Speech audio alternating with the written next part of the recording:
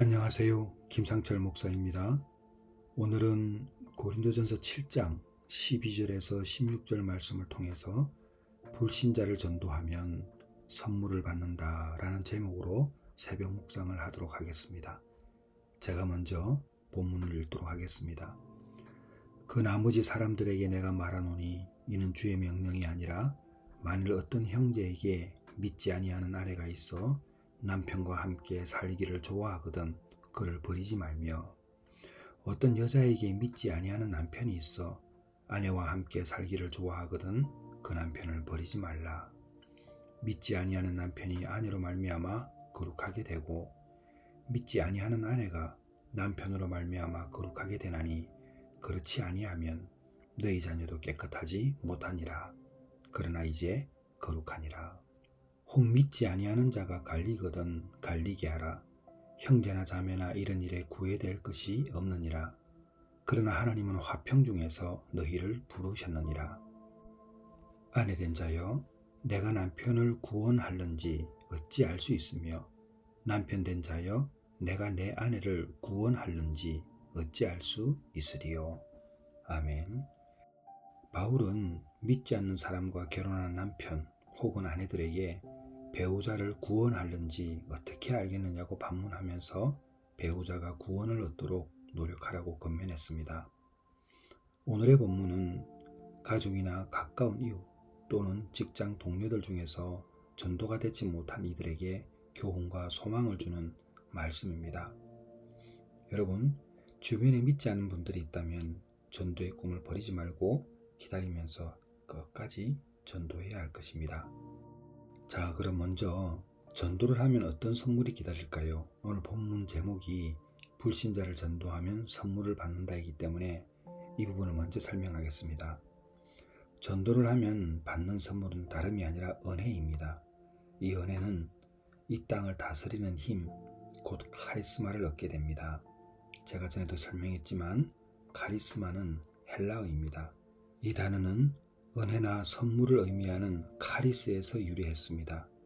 기독교 신학에서 카리스마는 성령으로부터 주어진 영적인 선물이나 능력을 가리키는 용어로 사용되고 있습니다. 그리고 말하는 게 또 중요한데요. 이 말은 동사에서 파생된 명사를 형성하는 데 쓰이는데요.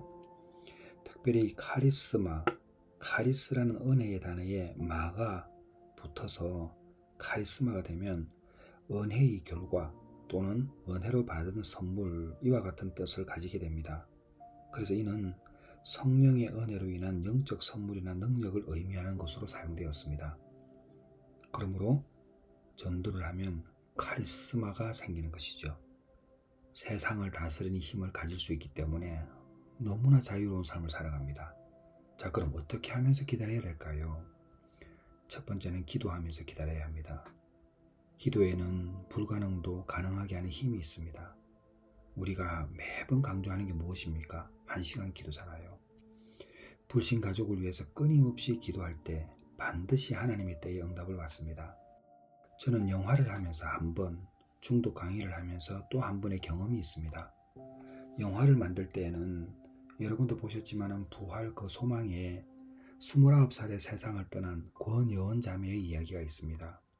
여원 자매는 암으로 투병하면서도 어머니의 전도와 언니들의 전도에 힘을 다했습니다. 뿐만 아니라 친구들에게도 마찬가지입니다. 나중에 여원 자매가 세상을 떠난 다음에 새 가족이 등록을 하는데요. 인도자의 이름란에 권여원이라고 쓰여 있었습니다. 많은 사람들이 감동을 받았습니다. 그리고 또 하나는 제가 부산에서 도박 중독 강의를 할 때에 연세가 드신 한 분이 이런 질문을 했습니다. 아들이 예수도 믿지 않고 도박에 빠져서 살아가는데 언제까지 이 아들을 기다려야 되느냐는 질문을 저에게 했습니다. 그때 저는 이렇게 말씀을 드렸어요. 권사님, 끝까지 기다리셔야 됩니다. 심지어는 권사님이 돌아가실 때까지라도 하셔야 됩니다. 어쩌면 아들은 돌아가신 이후에 예수님을 만날 수도 있습니다. 도박을 끊을 수도 있고요. 우리가 해야 할 일은 끝까지 참고 인내하는 것입니다. 라고 말씀을 드렸어요. 나중에 아들이 돌아왔습니다. 기도는요, 기다리면서 하는 거예요. 끝까지 기다리는 겁니다. 그러니까 두 번째는 내가 변화된 삶을 살아야 합니다. 바울은 우리가 그리스도의 편지라고 했습니다. 고린도서 3장 3절에 이런 말씀이 있습니다. 너희는 우리로 말미암아 나타난 그리스도의 편지니, 이렇게 기록되어 있어요. 제가 2016년도에 제자도라는 영화를 만들 때에 미국에서 필립 얀 씨를 만났다고 말씀을 드렸죠. 필립 얀 씨는 기독교 작가입니다. 유명한 작가죠. 근데 이분이 뭐라고 이야기했냐면 reputation, 평판에 대해서 이야기를 했어요. 오늘날의 미국인과 한국인들은 세상 사람들이 교회를 어떻게 바라보고 있는지, 우리들을 어떻게 바라보고 있는지 생각하지 않는다라는 표현이었어요. 정말 깜짝 놀랐던 표현이죠. 근데 실상 그게 맞습니다. 우리가 예수님을 믿기 전과 믿은 후의 모습이 똑같다면 이것은 우리가 예수님을 비웃음거리로 만드는 것과 똑같습니다. 그러므로 우리가 예수를 믿으면 인간적인 부분을 내려놓고 새 사람으로 변화된 삶을 살아야 합니다. 그래야지만 내 안에 있는 예수를 다른 사람이 발견하게 되는 것이죠. 그리고 세 번째는 쉬지 말고 포기하지도 말고 끝까지 복음을 전해야 됩니다. 그러니까 쉬지 말고 기도해야 하는 것과 같은 맥락인데, 세 번째는 뭐냐면 복음을 계속 전하라는 거예요. 육에 속한 사람들은 우리를 미련한 사람으로 생각합니다. 고린도전서 2장 14절에 이런 말씀이 있는데요. 읽어보겠습니다. 육에 속한 사람은 하나님의 성령의 일들을 받지 아니하나니 이는 그것들이 그에게는 어리석게 보이며 또 그는 그것을 알 수도 없나니 그러한 일은 영적으로 분별되기 때문이라. 육에 속한 사람들은 어리석게 보는 거예요. 지금 믿는 사람들이 하는 모든 행동들을. 왜 그러냐면은 깨닫지 못하기 때문에 그렇습니다. 하나님께서는 자신의 지혜로는 도저히 깨닫지 못하는 그들에게 처음에는 미련하게 보이고 멸시와 조롱을 받을지라도 계속해서 말씀을 전하시기를 원하십니다. 하나님의 지혜에 있어서는 이 세상이 자기 지혜로 하나님을 알지 못하므로 하나님께서 전도에 미련한 것으로 믿는 자들을 구원하시기를 기뻐하셨도다. 고린도전서 1장 21절 말씀이죠. 그러므로 우리는 끝까지 말씀을 전하고 마음의 문을 두드려야 합니다. 지난번에 천정은 자매님이 오셔서 말씀하셨죠. 계시록 3장 20절 말씀, 볼지어다 내가 문 밖에 서서 두드리노니 누구든지 내 음성을 듣고 문을 열면 내가 그에게로 들어가 그와 더불어 먹고 그는 나와 더불어 먹으리라. 문 밖에 서서 두드린다고 그랬습니다. 누가요? 예수님이요.